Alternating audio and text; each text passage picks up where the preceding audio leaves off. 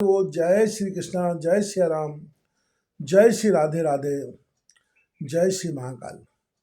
इस प्रवचन में आपको श्रवण कराएंगे यमलार्जुन के उद्धार की कथा। राजा परीक्षित ने पूछा, भगवान आप कृपया यह बतलाइए कि नल, कुबर और मणिग्रीव को शाप क्यों मिला? उन्होंने ऐसा कौन सा निंदित कर्म किया था जिसके कारण परम शांत देवर्षि नारद जी को क्रोध आ गया?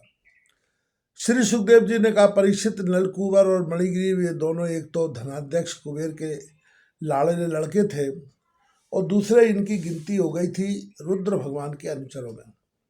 इससे उनका घमंड बढ़ गया। एक दिन वे दोनों मंदाकिनी के तट पर कैलाश के रमणीय उपवन में बारूदी मदिरा पीकर मदोन्मत्त हो गए थे।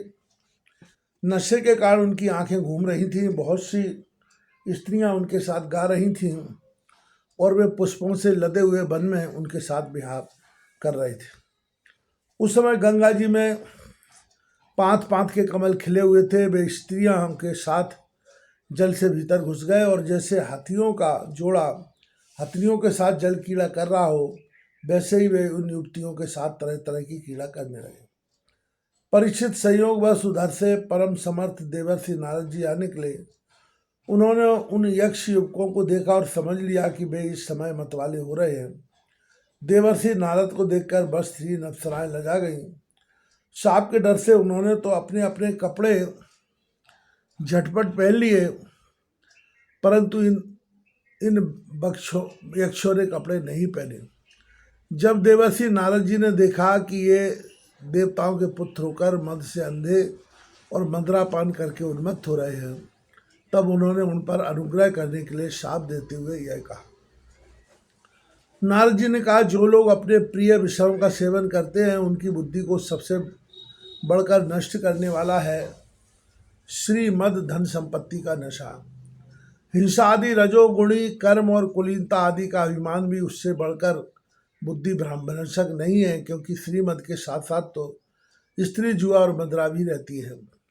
ऐश्वर, मद और श्रीमद से अंधे होकर अपनी इंद्रियों के वश में रहने वाले क्रूर पुरुष अपने नाशवान शरीर को तो अजर अमर मान बैठते हैं और अपने ही जैसे शरीर वाले पशुओं की हत्या करते हैं। जिस शरीर को भूदेव, नरदेव आदि नामों से पुकारते हैं, उसकी अंत में क्या गति होती है? उसमें कीड़े पड़ जाएंगे, पक्षी खाकर उसे विष्ठा बना देंगे, या वह जलकर राख का ढेर बन जाएगा। उसी शरीर के लिए प्राणियों से द्रोह करने में मनुष्य अपना कौन सा स्वार्थ समझता है? ऐसा करने से तो उसे नरक की ही प्राप्ति होगी। बतलाओ तो सही, यह शरीर किसकी संपत्ति है? अन्न देकर पालने वाले की है या गर्भाधान कराने वाले पिता की? यह शरीर उसे 9 महीने पेट में रखने वाली माता का है, अथवा माता को भी पैदा करने वाले नाना का? जो बलवान पुरुष बलपूर्वक इससे काम करा लेता है उसका है, अथवा दाम देकर खरीद लेने वाले का? चिता की जिस धधकती आग में यह जल जाएगा उसका है, अथवा जो कुत्ते सियार इसको चीत चीत कर खा जाने की आशा लगाए बैठे हैं उनका? यह शरीर एक साधारण सी वस्तु है, प्रकृति से पैदा होता है और उसी में समा जाता है। ऐसी स्थिति में मूर्ख पशुओं के सिवा और ऐसा कौन सा बुद्धिमान है जो इसको अपना आत्मा मानकर दूसरों को कष्ट पहुंचाएगा, उनके प्राण लेगा? जो दुष्ट श्रीमत से अंधे हो रहे हैं, उनकी आंखों में ज्योति डालने के लिए दरिद्रता ही सबसे बड़ा अंजन है, क्योंकि दरिद्र यह देख सकता है कि दूसरे प्राणी भी मेरे ही जैसे हैं। जिसके शरीर में एक बार कांटा गड़ जाता है, वह नहीं चाहता कि किसी भी प्राणी को कांटा गड़ने की पीड़ा सहनी पड़े, क्योंकि उस पीड़ा और उसके द्वारा होने वाले विकारों से वह समझता है कि दूसरों को भी वैसी ही पीड़ा होती है, परंतु जिसे कभी कांटा गड़ा ही नहीं, वह उसकी पीड़ा का अनुमान नहीं कर सकता। दरिद्र में घमंड और हकड़ी नहीं होती, वह सब तरह के मर्दों से बचा रहता है, बल्कि देव बस उसे जो कष्ट उठाना पड़ता है वह उसके लिए एक बड़ी तपस्या भी है। जिसे प्रतिदिन भोजन के लिए अन्न जुटाना पड़ता है, भूख से जिसका शरीर दुबला पतला हो गया है, उस दरिद्र की इंद्रियां भी अधिक विषय नहीं भोगना चाहती, सूख जाती है, और फिर वह अपने भोगों के लिए दूसरे प्राणियों को सताता नहीं, उनकी हिंसा नहीं करता। यद्यपि साधु पुरुष समदर्शी होते हैं, फिर भी उनका समागम दरिद्र के लिए ही सुलभ है, क्योंकि उसके भोग तो पहले से छूटे हुए हैं। अब सती के संग से उसकी लालसा तृष्णा भी मिट जाती है और शीघ्र ही उसका अंतःकरण शुद्ध हो जाता है। जिन महात्माओं के चित्त में सबके लिए समता है, जो केवल भगवान के चरणारविंदों का मकरंद रस पीने के लिए सदा उत्सुक रहते हैं, उन्हें दुर्गुणों के खजाने अथवा दुराचारियों की जीविका चलाने वाले और धन के मद से मतवाले दुष्टों की क्या आवश्यकता है। वे तो उनकी उपेक्षा के ही पात्र हैं। ये दोनों यक्ष बारडी मधुरा का पान करके मतवाले और श्री मद से अंधे हो रहे हैं। अपनी इंद्रियों के अधीन रहने वाले इन स्त्री लंपट यक्षों का अज्ञान जनित मद में चूर चूर कर दूंगा। देखो तो सही कितना अनर्थ है कि ये लोकपाल कुबेर के पुत्र होने पर भी मदोन्मत्त होकर अचेत हो रहे हैं, और इनको इस बात का भी पता नहीं है कि हम बिल्कुल नंग धड़ंग हैं। इसलिए दोनों अब वृक्ष योनि में जाने के योग्य हैं। ऐसा होने से उन्हें फिर इस प्रकार का अभिमान ना होगा। वृक्ष योनि में जाने पर भी मेरी कृपा से इन्हें भगवान की स्मृति बनी रहेगी, और वे अनुग्रह से देवताओं के 100 वर्ष बीतने पर इन्हें भगवान श्री कृष्ण का सानिध्य प्राप्त होगा, और फिर भगवान के चरणों में परम प्रेम प्राप्त करके ये अपने लोक में चले जाएंगे।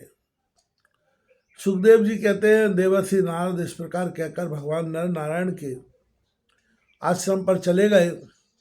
नलकुबर और मणिग्रीव ये दोनों एक ही साथ अर्जुन वृक्ष होकर यमलार्जुन नाम से प्रसिद्ध हुए। नलकुबर और मणिग्रीव ये दोनों एक ही साथ अर्जुन वृक्ष होकर यमलार्जुन नाम से प्रसिद्ध हुए। भगवान श्री कृष्ण ने अपने परम प्रेमी भक्त देवर्षि नारद की बात सत्य करने के लिए धीरे धीरे उखल घसीटते हुए उस ओर प्रस्थान किया जिधर यमलार्जुन वृक्ष थे। भगवान ने सोचा कि देवर्षि नारद मेरे अत्यंत प्यारे हैं और ये दोनों भी मेरे भक्त कुबेर के लड़के हैं, इसलिए महात्मा नारद ने जो कुछ कहा उससे मैं ठीक उसी रूप में पूरा करूँगा। यह विचार करके भगवान श्री कृष्ण दोनों वृक्षों के बीच में घुस गए। वे तो दूसरी ओर निकल गए, परंतु उखल टेढ़ा होकर अटक गया। दामोदर भगवान श्री कृष्ण की कमर में रस्सी कसी हुई थी। उन्होंने अपने पीछे लुढ़कते हुए उखल को ज्यों ही तनक जोर से खींचा, त्यों ही पेड़ों की सारी जड़ें उखड़ गई।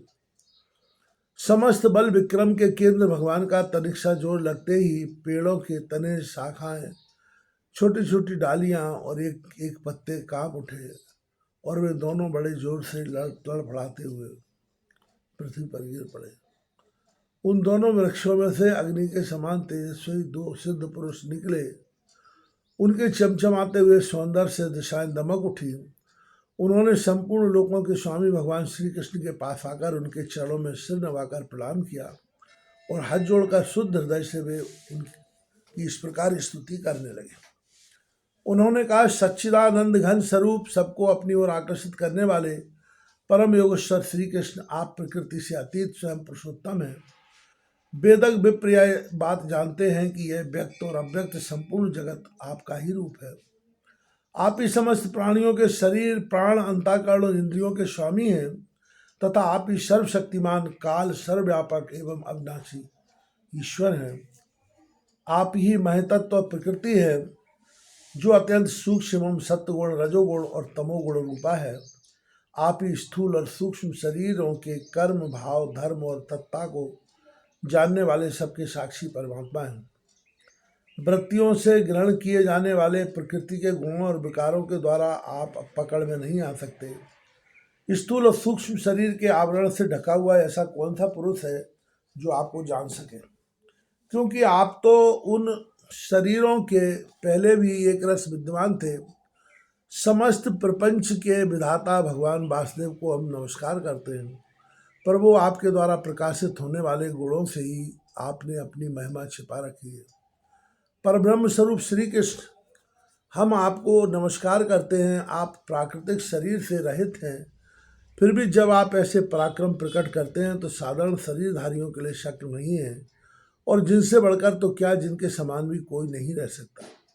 तब उनके द्वारा उन शरीरों में आपके अवतारों का पता चल जाता है। प्रभु, आप ही समस्त लोगों के अभ्युदय और निश्रेयस के लिए इस समय अपनी संपूर्ण शक्तियों से अवतीर्ण हुए।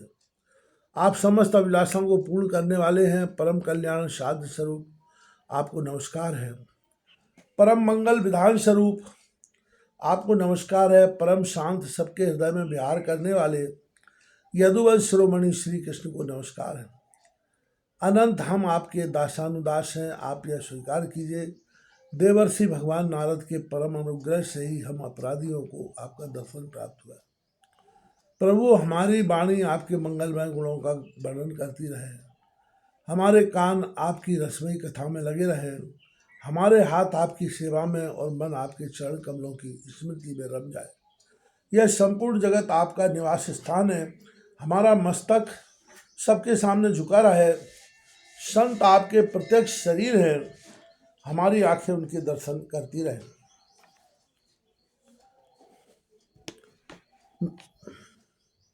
मीज पहुंचकर जैसे सुंदर गहने पहना दिए जाते हैं,